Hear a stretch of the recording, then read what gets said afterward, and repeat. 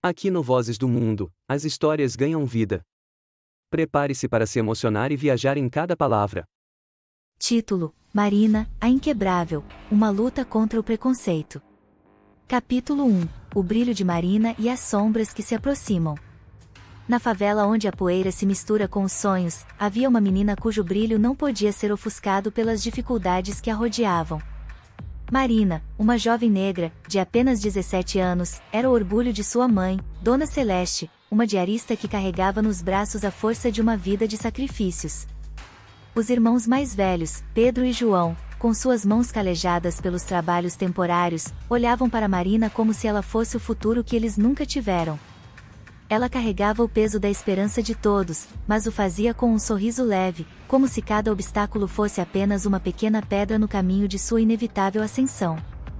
Desde cedo, Marina mostrava ser diferente. Não era apenas a inteligência incomum, que lhe rendeu o título de melhor aluna da cidade, após conquistar o primeiro lugar em uma prova estadual. Havia algo a mais em seus olhos, uma determinação feroz e silenciosa que intimidava o destino. Para ela, nada era inalcançável. Desde pequena, ela prometia à mãe e aos irmãos que tiraria todos eles daquela vida miserável, da terra que o pai, morto em uma invasão brutal, tentou defender com a própria vida. E, inexplicavelmente, todos acreditavam nela. Havia algo em Marina que inspirava fé, mesmo quando a realidade ao redor só oferecia desespero. A rotina de Marina era exaustiva, mas ela nunca reclamava. Estudava com afinco, sonhando com a bolsa de estudos que lhe abriria portas para um futuro melhor. Nos tempos livres, Marina vendia brigadeiros nos semáforos da cidade. Não era apenas uma forma de ajudar em casa, era seu jeito de contribuir para seu próprio futuro, comprando os materiais que usaria para vencer o próximo desafio. Os irmãos faziam bicos para complementar a renda, mas sempre olhavam para Marina com a certeza de que ela os tiraria daquele labirinto de dificuldades. Foi em um desses dias, enquanto Marina vendia seus doces, que um homem apareceu pela primeira vez. O carro era grande, luxuoso, completamente fora de lugar nas ruas esburacadas e empoeiradas que ela conhecia tão bem. O homem não era dali. Não conhecia a dor daquela gente, não entendia as lutas diárias que definem o caráter de quem nasce e cresce nas favelas. E talvez por isso, seu primeiro gesto foi de desprezo. Ele parou o carro à sua frente, a janela aberta o suficiente para que sua voz se esgueirasse para fora com uma arrogância que Marina reconheceu de imediato. "Você acha que alguém vai querer comprar esses seus doces?" Ele disse, rindo com desprezo. "Por que não arruma um trabalho de verdade?" Marina, acostumada a comentários como aquele, manteve sua calma. Seu sorriso não se desfez, e ela continuou oferecendo seus brigadeiros aos outros carros. O homem, frustrado por não conseguir abalar a menina, acelerou o carro, mas Marina notou seu olhar pelo retrovisor, como uma sombra que se afastava, mas que prometia voltar. E ele voltou. Todos os dias. Nas primeiras semanas, o homem limitava-se a deboches e comentários machistas, sempre de dentro do carro. Ele perguntava o que uma menina como ela fazia vendendo doces na rua, insinuava que ela nunca sairia daquela miséria e que deveria procurar um homem de verdade para lhe sustentar. Marina, inabalável, continuava com seu trabalho. Sabia que não podia se dar ao luxo de reagir. O dinheiro que conseguia com as vendas era vital para sua família, e ela não permitiria que aquele homem destruísse sua esperança. Mas a situação escalou. Os insultos se tornaram mais ofensivos e pessoais. O homem, de pele clara e voz cheia de ódio, passou a falar coisas que perfuravam a alma. Chamava Marina de nomes horríveis, racistas, coisas que ela não acreditava que ainda ouvia em pleno século XXI. E, então, em um dia especialmente quente, ele ultrapassou todos os limites. Jogou uma banana pela janela do carro, rindo de uma forma que gelou o sangue de Marina. Aquela ação, tão cruel e carregada de um racismo desumano, fez com que as pessoas ao redor parassem, mas ninguém fez nada. O silêncio que seguiu aquele gesto foi ensurdecedor. Os irmãos de Marina, ao saberem do ocorrido, queriam vingança. Pedro, o mais velho, era o que mais se enfurecia. Para ele, aquilo não era apenas uma ofensa à irmã, mas a toda a família, a toda a história de luta que eles carregavam. João, mais calmo, tentava convencê-lo de que reagir apenas traria mais problemas. Mas Pedro estava decidido. Esse cara não pode continuar fazendo isso com a nossa irmã, ele dizia, os punhos cerrados. Marina, no entanto, pediu para que eles não fizessem nada. Eu vou lidar com isso à minha maneira, ela disse, com a mesma calma que sempre a definia. Havia uma força em sua voz que fez com que os dois irmãos hesitassem. Marina não era uma vítima comum. Ela tinha um plano, embora não soubesse exatamente qual seria. Naquela noite, Marina não dormiu. As palavras do homem ecoavam em sua mente como um veneno. O racismo e o machismo que ele destilava não eram novos para ela, mas a intensidade da agressão a deixará abalada. Pela primeira vez, sentiu-se vulnerável. No entanto, mesmo na fragilidade, Marina encontrou forças. Ela sabia que o que fazia não era apenas para si mesma. Era para sua mãe, que lutou a vida inteira como diarista, para seus irmãos que sacrificavam suas juventudes em bicos mal pagos, e para a memória de seu pai, morto em uma tentativa desesperada de garantir um futuro melhor para a família. No dia seguinte, Marina estava novamente no farol, com sua caixa de brigadeiros. O homem, como esperado, apareceu, e desta vez, tentou algo diferente. Ao parar o carro, ele se inclinou pela janela e estendeu a mão em direção a ela. Você não quer um emprego de verdade, ele disse, seu tom agora mais provocador do que nunca. Antes que ela pudesse se afastar, ele tentou passar a mão em seu braço, um gesto que era ao mesmo tempo possessivo e violento. Marina recuou rapidamente, o coração disparado, mas o olhar firme. Algo dentro dela despertou. Ela não sabia o que viria a seguir, mas naquele momento, sentiu que sua batalha estava apenas começando. O homem riu de sua reação, satisfeito com o desconforto que causará, e acelerou, desaparecendo na esquina. Mas Marina sabia que ele voltaria. E desta vez, ela estaria pronta. Este é o começo da jornada de Marina, uma jovem que enfrentará não apenas o racismo e o machismo de um homem cruel, mas também as complexidades de uma sociedade que muitas vezes vira os olhos para essas injustiças. O brilho de Marina, entretanto, é inquebrável. Mesmo nas sombras que se aproximam, ela seguirá lutando por sua dignidade e pela promessa de um futuro melhor para sua família. Capítulo 2 – O encontro com o abismo e a força silenciosa. O sol queimava intensamente naquela manhã, e as ruas fervilhavam com a movimentação típica do bairro. Marina, com sua caixa de brigadeiros nas mãos, caminhava em direção ao ponto de venda que havia se tornado, para ela, um campo de batalha silencioso. Seus passos eram firmes, mas em seu íntimo, uma mistura de raiva e determinação crescia a cada segundo. O homem que a importunava diariamente se tornará mais do que uma simples ameaça, ele representava tudo o que Marina enfrentará ao longo de sua vida, o preconceito, a crueldade, a injustiça. O farol em que Marina costumava vender ficava na divisa entre o centro da cidade e os bairros nobres da Zona Sul. Era ali que as vidas dos ricos se cruzavam, por breves segundos, com as daqueles que lutavam para sobreviver. Ali, os carros de luxo paravam por um instante, enquanto pessoas como Marina tentavam, com dignidade, arrancar um pedaço de sustento para suas famílias. Naquele dia, como nos anteriores, Marina sabia que ele viria. Sabia que, ao redor dela, o mundo poderia permanecer inerte diante das agressões, mas algo dentro dela dizia que, desta vez, as coisas seriam diferentes. Enquanto caminhava, as palavras de sua mãe ecoavam em sua mente. Dona Celeste sempre lhe dizia que não importava o tamanho do obstáculo, Marina era maior. Minha filha, você tem um destino que ninguém pode tirar de você. Deus não colocou essa força em você à toa. Marina respirava fundo, carregando essas palavras como uma armadura invisível.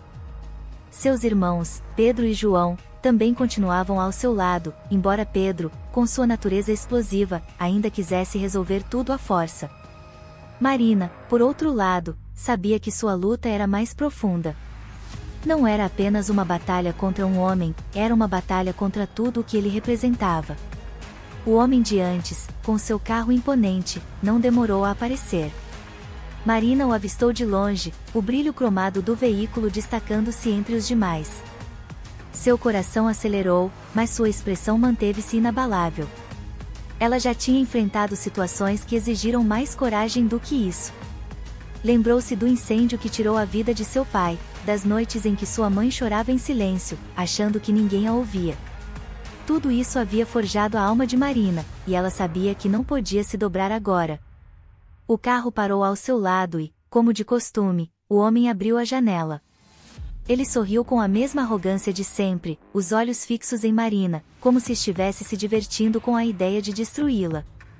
Olha quem está aqui de novo. Ainda não desistiu de vender esses doces ridículos? Ele disse, seu tom carregado de desprezo. Marina, desta vez, não respondeu. Apenas olhou para ele, seu silêncio mais eloquente do que qualquer palavra poderia ser. O homem, percebendo que não conseguia a reação que desejava, decidiu ir mais longe. Estendeu a mão para fora da janela, segurando um maço de dinheiro. Quanto você quer para esquecer essa bobagem de vender doce e fazer algo útil? Eu poderia arrumar um trabalho para você. Ele riu, como se a própria ideia fosse cômica. Marina, no entanto, não se moveu.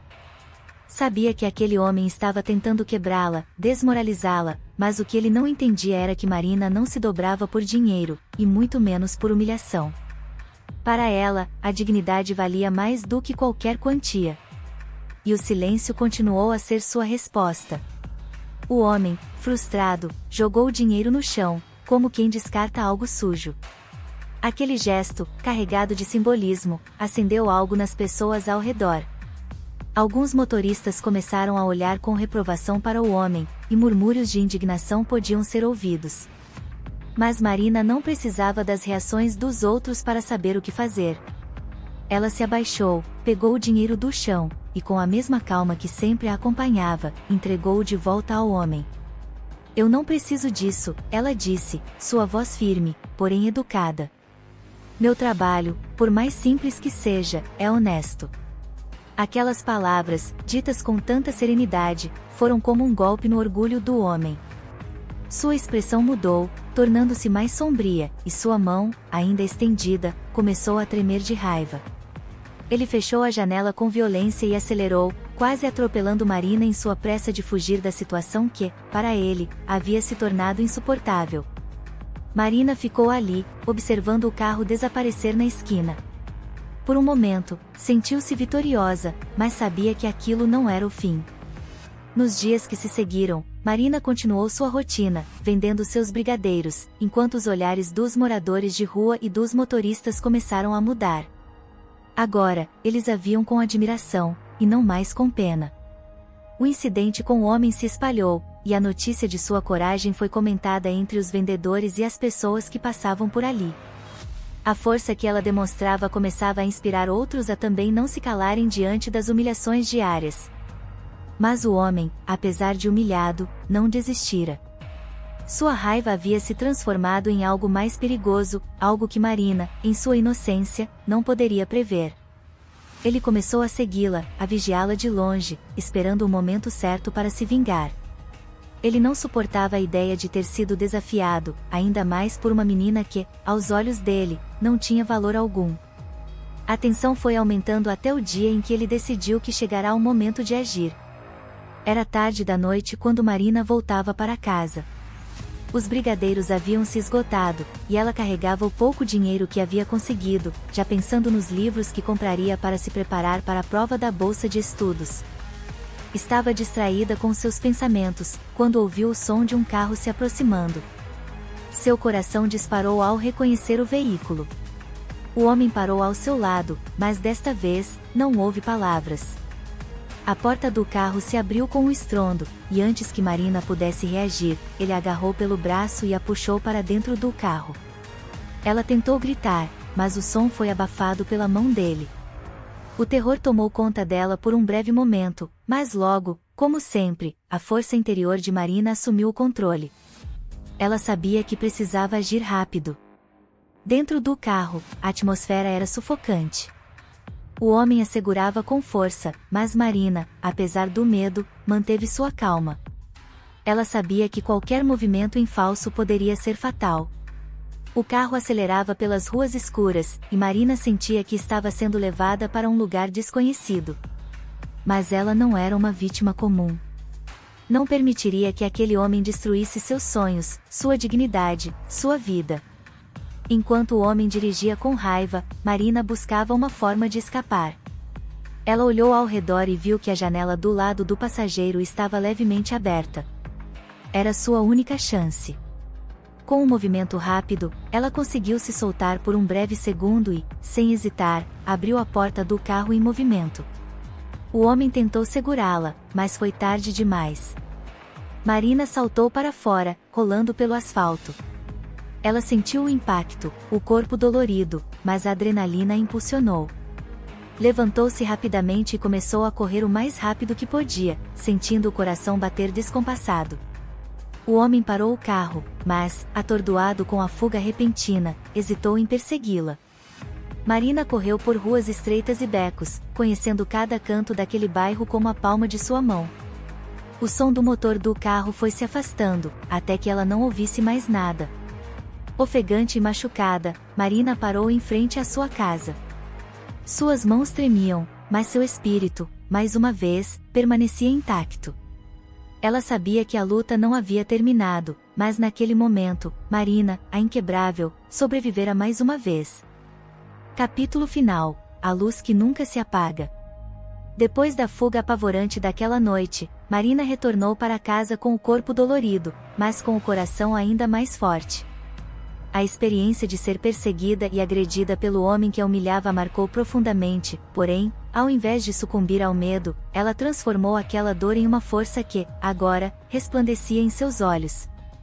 No dia seguinte, enquanto seus irmãos Pedro e João discutiam como iriam atrás do agressor, Marina sabia que precisaria ser mais inteligente.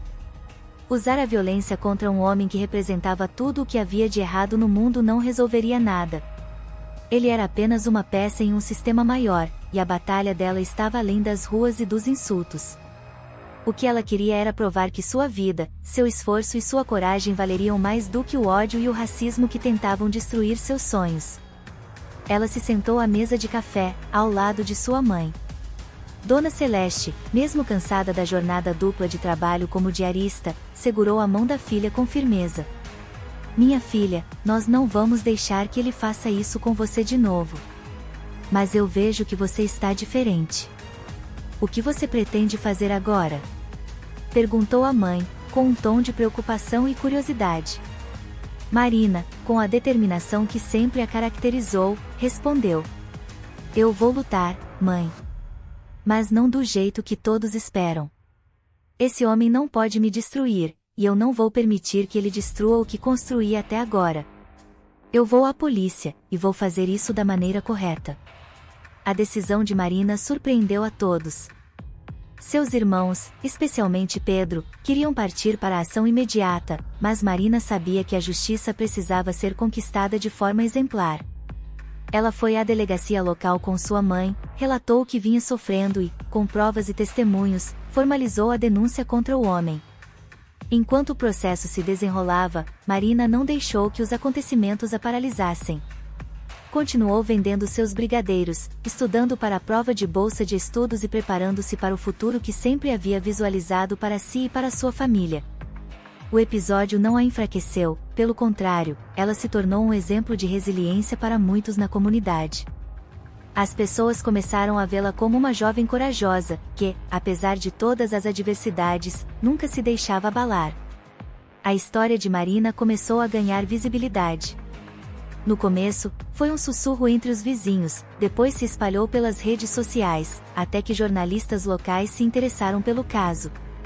A jovem que, todos os dias, enfrentava o trânsito para vender doces e ajudar sua família, agora também carregava a bandeira da resistência contra o preconceito. A matéria que saiu no jornal local destacava sua história como a menina que desafiou o racismo com coragem e doçura. O processo judicial contra o agressor avançava, mas, ao contrário do que Marina esperava, ele não recuou tão facilmente.